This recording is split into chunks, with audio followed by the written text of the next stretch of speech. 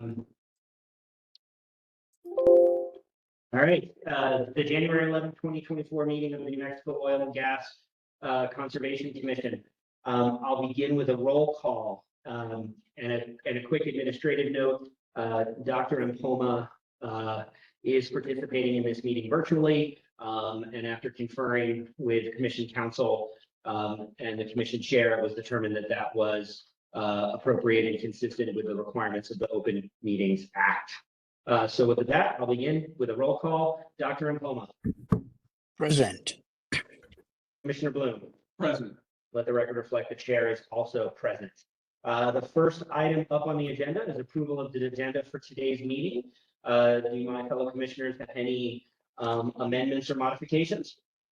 No, Mr. Chair, I move to adopt the agenda. Can I get a second? Mr. Chair, I second. Let the record reflect that the agenda was adopted unanimously. Next item on the agenda are minutes from the December 14th, 2023 meeting of the Oil Conservation Commission. They were distributed, I believe, by Ms. Davidson, but I also distributed them again last night. Do my commissioners have any comments or amendments to the minutes? Mr. Chair, the minutes look good. I would move to adopt the minutes. Can I get a second? Second. Let the record reflect the minutes from the December 14th, 2023 meeting were adopted unanimously.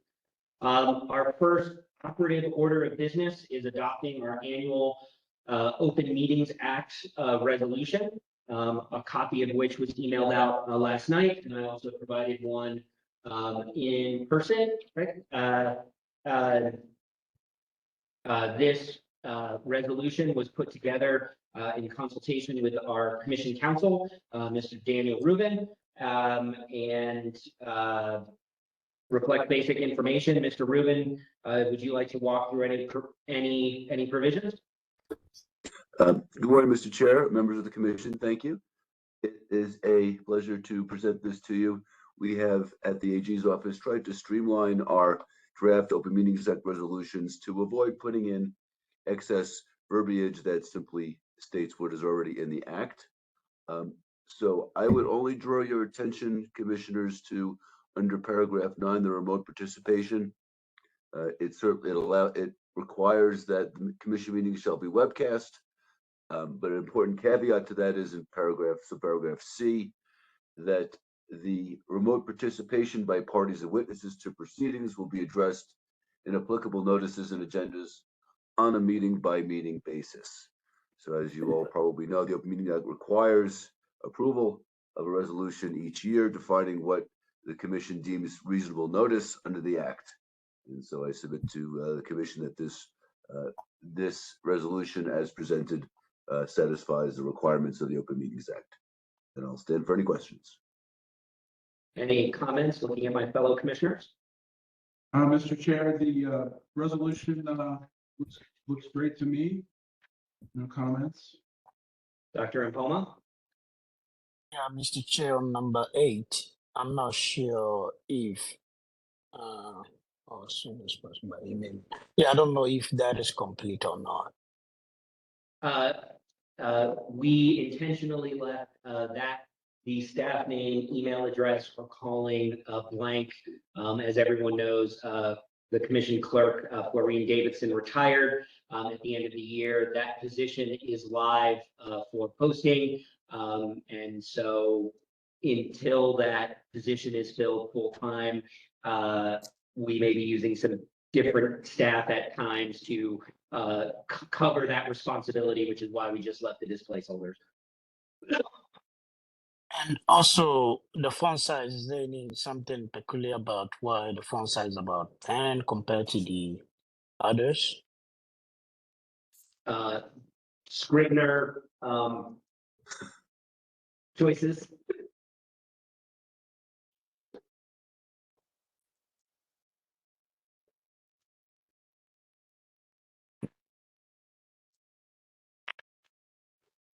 Okay. Yeah, those were only my questions. Okay. I will make a motion. I would like to move that we approve the Open Meetings Act resolution and authorize me as chair to execute it. Can I get a second? I will second. Dr. Mpoma, I'm going to do roll call vote. Approved. Commissioner Bloom, Approved. let the record reflect the motion was adopted unanimously. We're moving on to pending cases, and one is a procedural note. We had originally scheduled for today case number 23655, application of the Joint Industry Technical Committee to amend order number R111P, Leonetti Counties. After conferring with Commission counsel and Commission staff, I determined towards the end of the year that the notice requirements under 1915.4.9B had not been met. So as a result, we have deferred, we had to defer this matter, and we are proposing, but wanted to ask my fellow commissioners to schedule it for a meeting on March 15th, 2024, or March 14th, 2024. And wanted to confer with first my commissioners if that was if that was possible on their schedules, and then if there are any parties present either on the line or in the room to that case, we could also be hearing from them. Mr. Chair, I believe we already had a previously scheduled meeting for that date. We did not have a previously scheduled meeting for that date because of the rulemaking hearing at the end of February. So we would be adding it to our annual calendar, which currently goes to that week-long hearing at the end of February, nothing in March, and then April kind of resuming the regular. It's be March 14th, 15th. Yeah. Those days work for me. Dr. Mpoma? Yeah, that should work for me as well. Okay. I will open it up to any parties who have entered appearances if they have any comments about the schedule. Mr. Chair. Mr. Tremaine for the Whale Conservation Division. Yes, Mr. Chair. Just a little update. It's not on the agenda today, but the case 23580. I've been conferring with parties, entered an agreement to submit a motion to vacate the currently scheduled rulemaking dates and set a status conference on that for another earliest possible date. I'll be filing that later today. So that my expectation based on the agreement of the parties and the status of OCD's procurement of an expert witness, which is explained in the motion, is that the February 26th date will be available unless the commission wishes to just cancel that date. I think the commission will take that under advisement. That had been set, as folks will recall, as a special rulemaking hearing proceeding, working in to accommodate the parties' timing and rulemaking schedule. So if the parties were to move to vacate that, I would, well, I'll turn it over to discuss commission. I think we would just pull down those dates as those dates were specifically set aside for the PFAS rulemaking.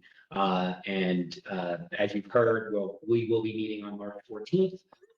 And so you can request a status, the parties can request a status conference in that matter on that date, assuming such a filing is made. Any comments from my fellow commissioners? Mr. Chair, I agree with that. Okay. Dr. Mpoma? I also agree with that. Thank you. All right. Unless there's anything more on 23655, I'm going to move on to the next item on the agenda, which is presentation of an order in the following two Chevron cases. Case number 23686 and 23687. Good morning, Mr. Chair, Commissioners, Dina Bennett from Laurel Sperling on behalf of Chevron USA in these two cases. Good morning. Mr. Tremaine, are you appearing for the OCD in these cases as well? Yes, Mr. Chair, just Tremaine for the Oil Conservation Division. Ms. Bennett, will you walk us through the draft orders that were presented? Yes. Apologies. And I would, Apologies for the interruption. Dana Hardy appearing on behalf of Mewburn Oil Company. Thank you, Dana. Thank you. Sorry. Thank you, Ms. Hardy. Sorry about that. Good morning. Morning. yeah, good morning. So we are here as a follow-up to the hearing on the merits that we had in these two cases on November 8th and 9th. Yep. And this is about a pilot project proposed by Chevron, a 2-well pilot project. And Chevron, Mewborn, OCD, and we have had input from the State Land Office on the proposed order. Provided a proposed order and proposed permits to the commission for its consideration.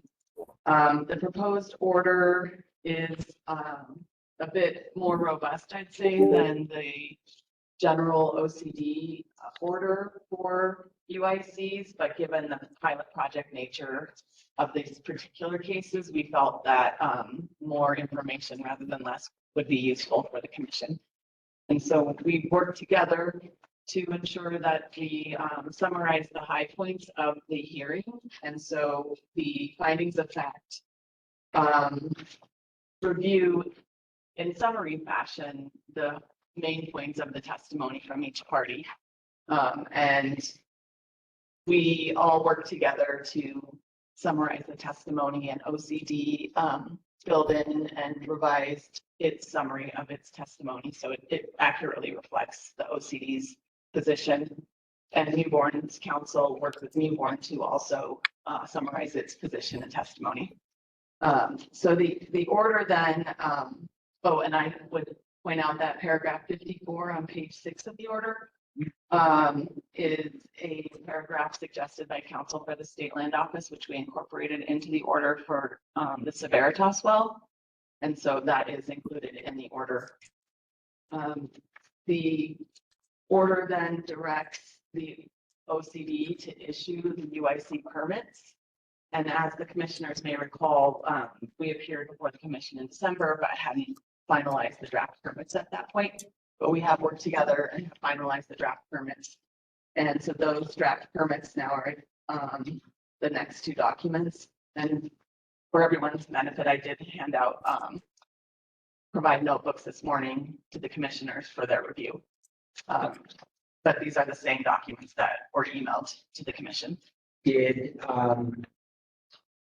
the parties use in the actual permit itself the standard UIC permit template? Yes, the permits themselves do reflect the standard UIC template with the addition of several special conditions. If turning to page, see. Starting on page 11 of 13 of the Papa Squirrel permit, for example. Yep. Section 2 includes special conditions, and those special conditions reflect the conditions that the OCD presented in its Exhibit 11 at the hearing in these matters. Okay. And so these are the standard UIC template, but modified to include the special conditions that are shown on pages 11, 12, and 13. And those are the special conditions that the commission approved, in our motion approving the wells and directing the parties to come back with an order.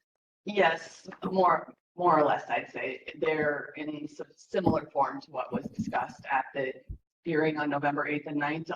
Although as discussed at the hearing in November, there were a few tweaks that OCD wanted to make to those conditions. And it's my understanding that OCD has submitted a revised Exhibit 11, which was also requested and discussed at the November 8th and 9th hearing. So these conditions are consistent with and drafted primarily by OCD, but with the parties' input. Okay. I'm going to look to my fellow commissioners. Any questions, Dr. Mpoma?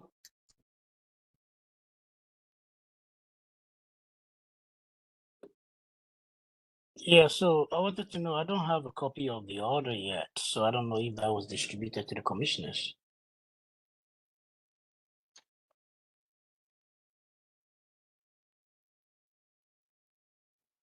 Believe it was distributed via email, but if someone were to email it to me directly, I can send it over to Dr. Impola right now. I would be happy to do that, but this is somewhat of an email black hole for me. And I'm not able to email from here for some reason. You know, I'm here to just forward your email to them. That would be fantastic. Thank you. And Jesse, you can copy me on it. And Thank you.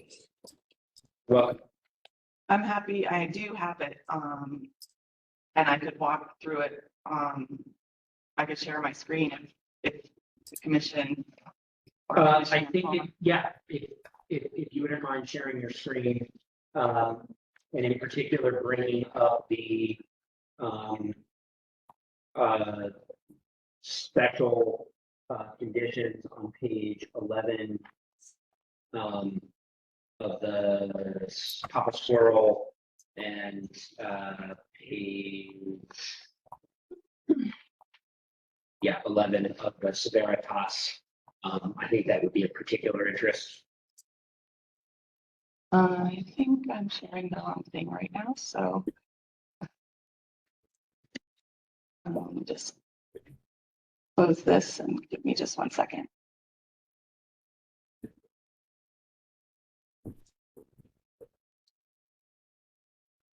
I intentionally closed all my Word documents last night before I left the office, but that doesn't always translate to reality, right?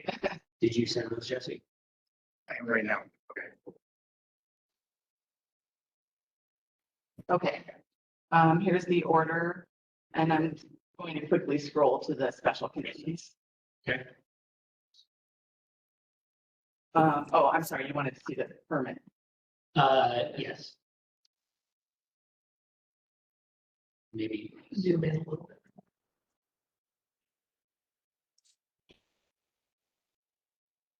That's all.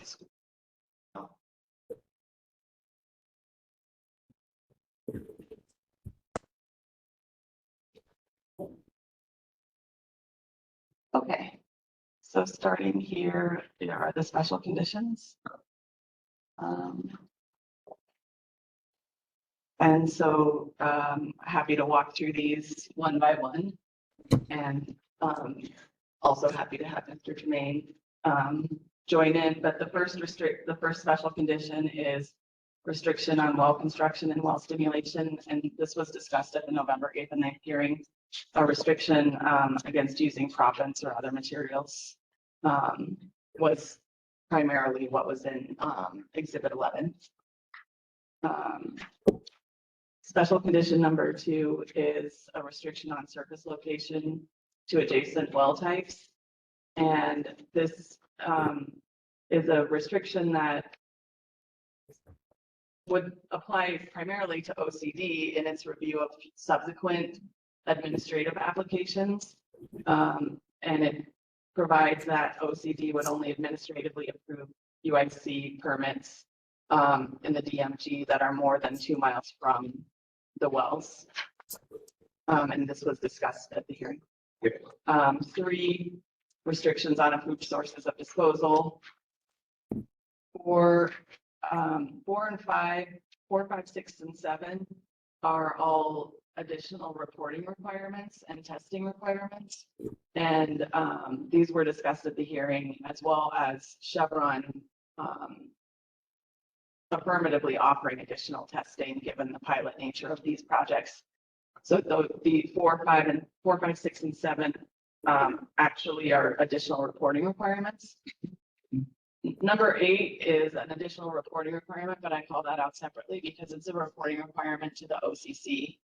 At the end of the November 8th and 9th hearing, Mr. Chair, you requested or suggested additional reporting to the OCC given the pilot project nature of this. And so we built that into special condition 8. Same with 9, it's an additional report requirement given the nature of this pilot project. 10, 11, also our additional reporting. And then the 12 and 13 are general conditions that the OCD wanted to include in special conditions.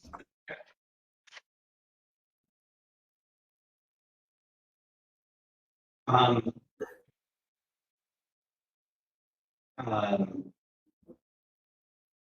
This was, and this, we just walked through the Papa Squirrel, this was Papa Squirrel. The same Looks conditions. like the same conditions. Quick question, did counsel for the state land office want their paragraph 54 related to the Spiritas well included as a special permit in the UIC special condition for that well in the other, or were they comfortable just having it in the order? The council, Mr. Biernoff only suggested the change to the order. That's fine. Okay. Dr. Mpoma, I did email these to you. Do you have any questions on what was presented by Ms. Bennett? Yeah, that was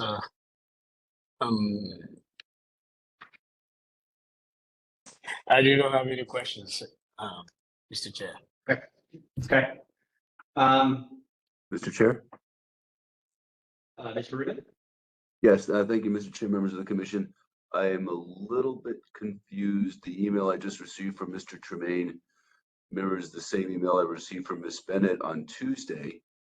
And the attachment Chevron Pilot Project proposed order case number 686 and 687.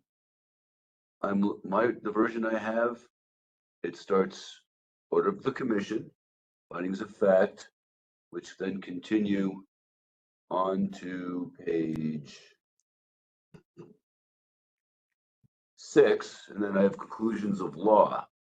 I don't see the special conditions or any reference to Exhibit 11. The special conditions are in the UIC permits,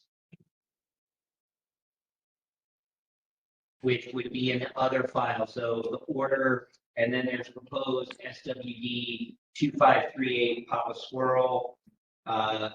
And these are the actual permits that will be issued for the wells. That's where the special conditions are found. Oh, I see. I apologize. Okay. Okay. Thank you for that clarification. Mr. Chair, I do have one quick question. Yeah, so I am looking at the Papa Squirrel Fed SWD1. So on page 1 out of the 13 pages. So I just want to confirm that we are agreeing to the daily maximum injection of 20,000 barrels of water, but the maximum surface injection pressure, more or less, is going to be the primary constraint on this particular well. That is my understanding. Okay, thank you. Mr. Chair, Yes. one further question. This is Dan Rubin again. Is there any reason why Exhibit 11 is not incorporated by reference into the special conditions? I would look to the parties on that issue. Mr. Tremaine? Yes, Mr. Chair, and thank you for the question, Mr. Rubin. I could share Exhibit 11A, but for some reason, with an update to my computer, it's not recognizing me as being eligible to log into WebEx. So I can't share it to the screen. But OC recently, we submitted a revised exhibit was labeled as 11A. Exhibit 11 was prepared by the division as special conditions that are, a starting point for general use for similar, for administrative approval of future projects. The pilot project here proposed by Chevron actually already incorporated in their proposal some of the testing and monitoring and other requirements that are proposed by OCD in Exhibit 11. So that's kind of like Exhibit 11 was originally the general special asks. The special conditions that are included in the permit templates that we've been discussing are actually a subset of the special conditions that OCD would generally propose, because that takes into account that some of them were already incorporated in Chevron's proposal. So when this explains the formatting differences in revised exhibit 11A, which looks like it's quite a bit of material, but it's actually just a crosswalk explaining column 1 is the originally proposed conditions. Column 2 are the conditions that have been utilized and implemented through how they're incorporated by Chevron's proposal and these permits. And then column 3 is based on the proceeding and discussions with the parties. Column 3 is the revised generally applicable special conditions. Does that answer your question?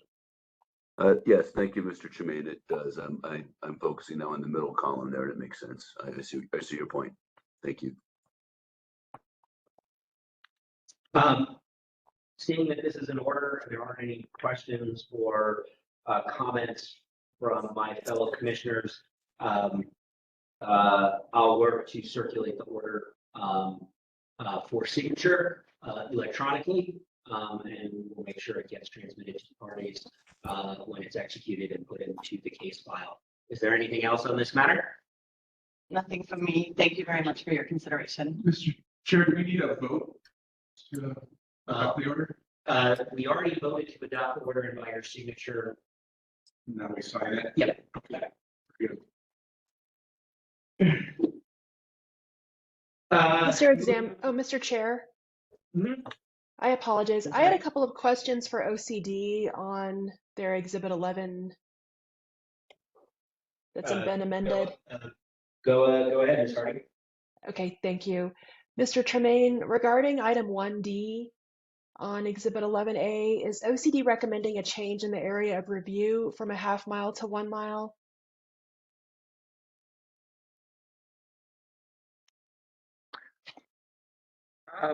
Ms. Hardy, I would have to consult with the technical staff to make sure this is right, but I think that is a distinction in terms of describing the radius versus the diameter of the area of review. So I think there's some confusion there. But if the commission so desires, Mr. Getz is available online to address the technical component of the question.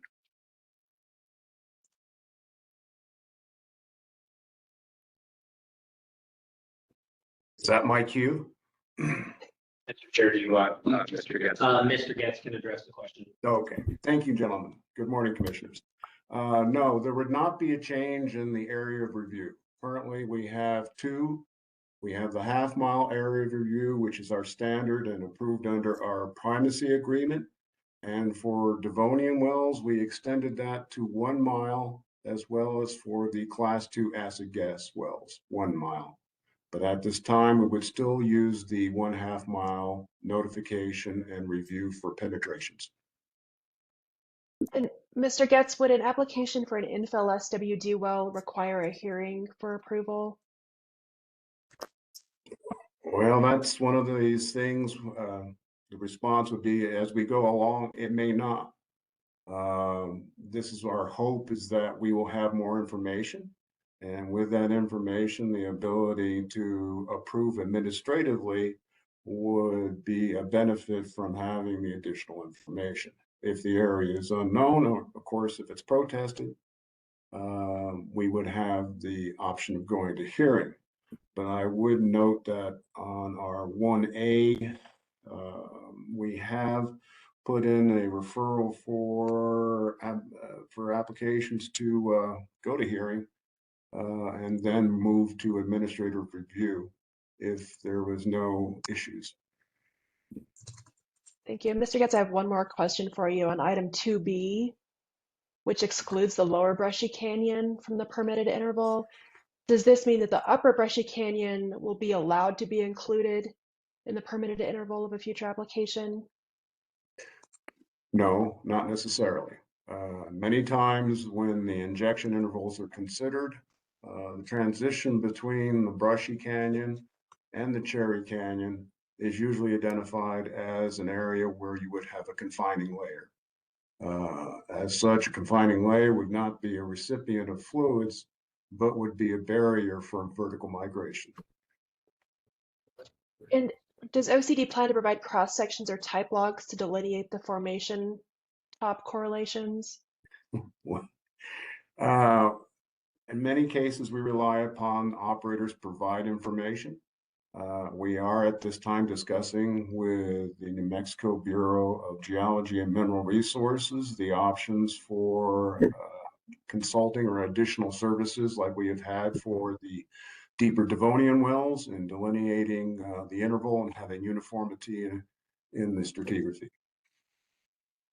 Thank you. Those are my questions. I really appreciate it. Thank you, Mr. Chair. Thanks, Ms. Hardy. Thank you, Mr. Gaddis. Thank you, Mr. Tremaine. Mr. Chair? Yeah. May I ask one or propose one procedural Yeah.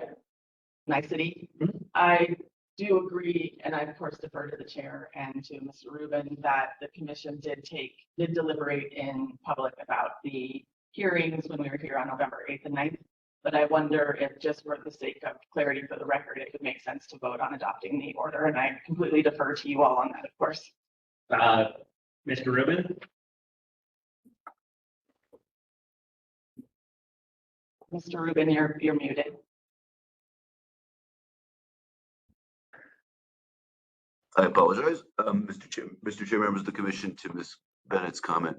The previous motion should cover it, as I don't see any. There should be no substantive differences with this order. However, I might be missing something. If there are any substantive differences with what was previously approved in the previous motion, then her point is well taken, and there's no harm in then having certainly there's no harm in having a second motion to this point.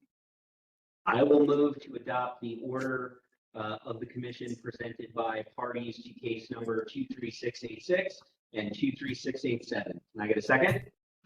I second. Roll call vote. Dr. Impoma, Approved. Commissioner Bloom. Approved. Let the record reflect the motion was adopted unanimously, and the order will be circulated for signature electronically. Thank you again. Moving on to the last item in the pending cases, and I believe I'm going to look to you, Mr. Rubin. I don't know if there are parties there, but we have de novo case number 21744 and 22018 and 22019 that were dismissed by a joint motion to dismiss. I don't believe, are there any parties in those cases present?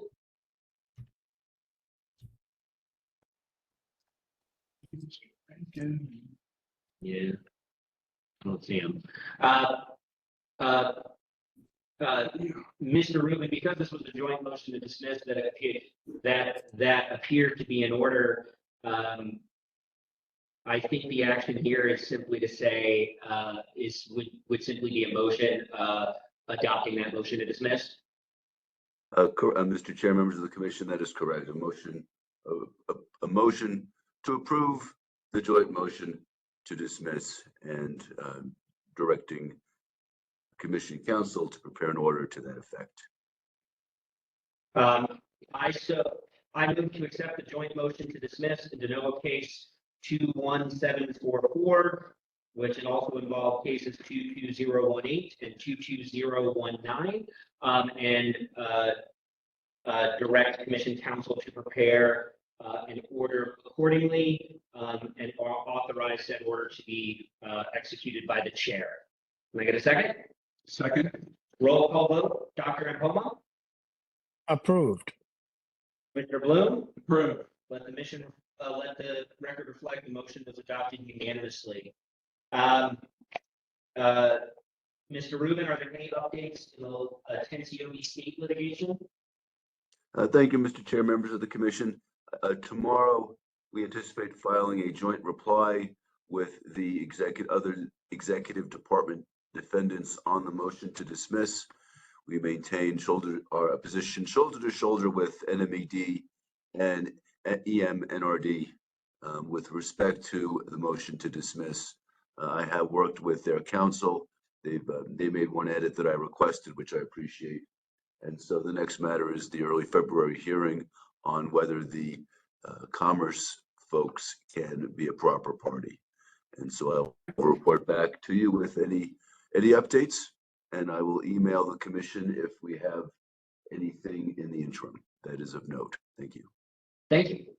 Mr. Rubin, if you could just please circulate what we'll be submitting in that case, the commissioners, I'd appreciate it. Thank you. Commissioner Bloom, absolutely. I will, after we get off this call, I will send an email to the commissioners with the draft reply. Thank you. We have nothing listed as other business. As currently calendared, we do have a week-long meeting currently set for the week of February 26th. Understanding presentation from Mr. Tremaine. There may be joint motions to pull that meeting down, but that is currently on the calendar, and that is our next scheduled meeting.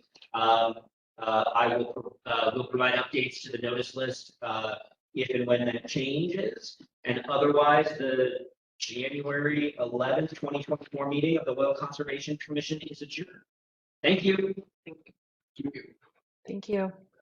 Thank you, folks.